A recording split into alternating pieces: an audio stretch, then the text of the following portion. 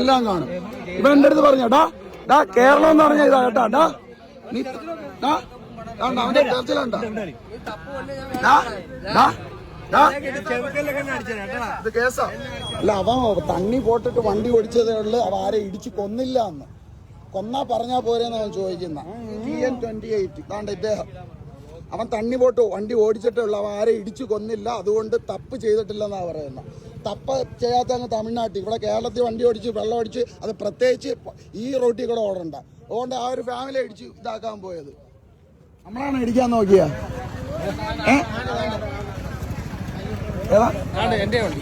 ഏതാ മോന്റെ ആണോ? നിങ്ങൾ എന്തോ മോനെ ഒന്നും പറയാം.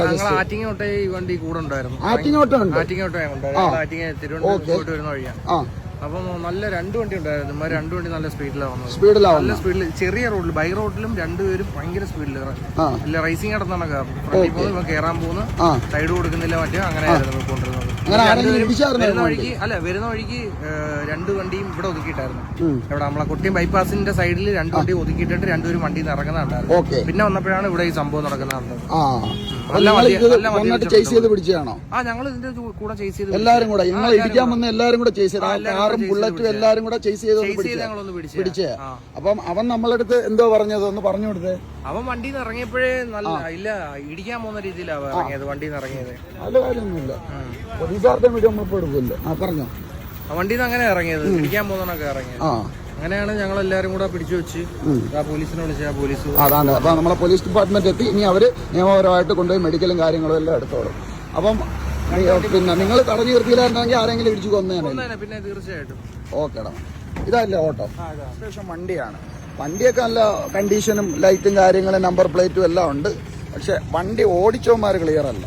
അപ്പോൾ അവന്മാരെ കൊണ്ടുപോകാൻ പോലീസ് വന്നിട്ടുണ്ട്. അപ്പോൾ രാത്രി 10:58 അപ്പം ആദ്യം വന്ന പോലീസാണ് ഇപ്പം നിങ്ങൾ നേരത്തെ ചിത്രത്തിൽ കണ്ടത്.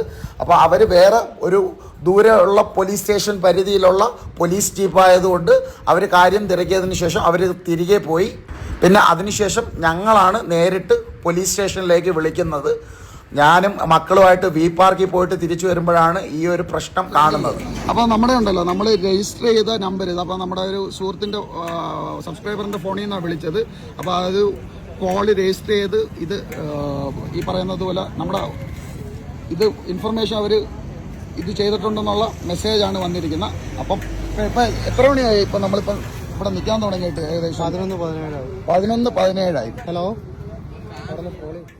വെറും മിനിറ്റുകൾക്കകം തന്നെ നമ്മുടെ കേരള പോലീസ് അവിടെ സംഭവ സ്ഥലത്ത് ഞങ്ങൾ വിളിച്ച് കൺട്രോൾ റൂമിൽ വിളിച്ച ഉടൻ തന്നെ കേരള പോലീസ് എത്തി.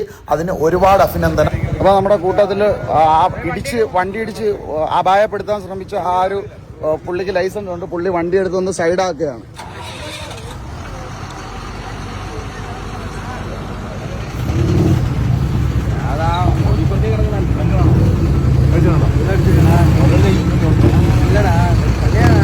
സാറേ, എൻ്റെ അടുത്ത് പുള്ളി പറഞ്ഞെന്താണെന്നറിയോ? അല്ല, വീഡിയോ എടുക്കണം സാറേ. ഏത് ഇവിടെ ഞങ്ങളൊന്നും ആരും അടിച്ചിട്ടില്ല. 10 പേരെ കൊല്ലാൻ നോക്കിയവന്റെ കേസാ ഈ പറയുന്ന പോലെ ഡയലോഗ് അടിയുണ്ട. അടിപൊളി തന്നെ.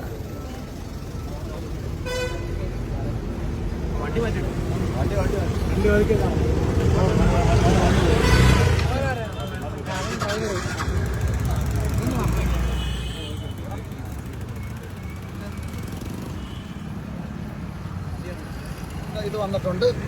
വേറെ ഒന്നല്ല, നമ്മുടെ കൺട്രോൾ റൂമിൽ നിന്ന് 2 പോലീസ് ജീപ്പ് വന്നിട്ടുണ്ട്. സാറന്മാർ അവരെ കൊണ്ടുപോയാണ്. അവർ വിളിച്ച സമയത്ത് തന്നെ ഓൺ ദ സ്പോട്ടിൽ എത്തിയിട്ടുണ്ട്. പുള്ളിയെ കൊണ്ടുപോയി ഇനി അവർ മെഡിക്കൽ എടുത്തോളൂ. ബാക്കി നിയമപരമായിട്ട് അവർ കാര്യങ്ങൾ നോക്കിക്കോളൂ. Thank you sir.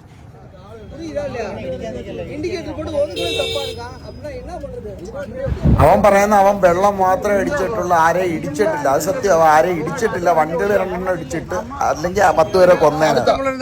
ചേട്ടന്റെ പേരെന്തോ? എന്റെ ഒരു കിച്ചു. നമ്മളെ വണ്ടി നമ്മളെ അളിയന്റെ വണ്ടിയാ തട്ടിയ വണ്ടി. കൊട്ടിയത്ത് വെച്ച്. ഏത് വണ്ടിയാ തട്ടിയ? ഡിയോ. അവനില്ല, വണ്ടി സൈഡ് വെച്ചിരുന്ന വണ്ടി. കാഷ്വാലിറ്റി ഒന്നും പോലെ അവന്റെ വണ്ടി വെച്ചിട്ട്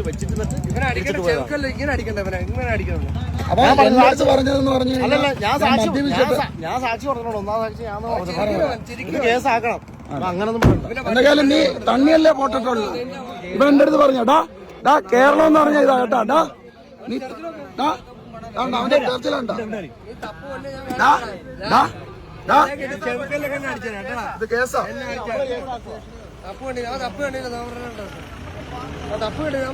ഏകദേശം ഒരു 10 പേരുടെയെങ്കിലും മരണത്തിന് ഇടയാക്കുന്നതായിരുന്നു. അവരുടെ ബുദ്ധി കൊണ്ട് അവർ സൈഡ് ഒഴിഞ്ഞു പോയത് കൊണ്ടാണ് അവരുടെ ജീവൻ രക്ഷപ്പെട്ട. അപ്പൊ രാത്രികാല പെട്രോളിംഗ് അതിശക്തമാക്കണം. അവൻ മുന്നോട്ട് പോയിരുന്നെങ്കിൽ ഒരുപാട് ജനങ്ങളെ കൊന്നേനെ. ഭാഗ്യത്തിനാണ് ആ 10 പേരും രക്ഷപ്പെട്ടത്.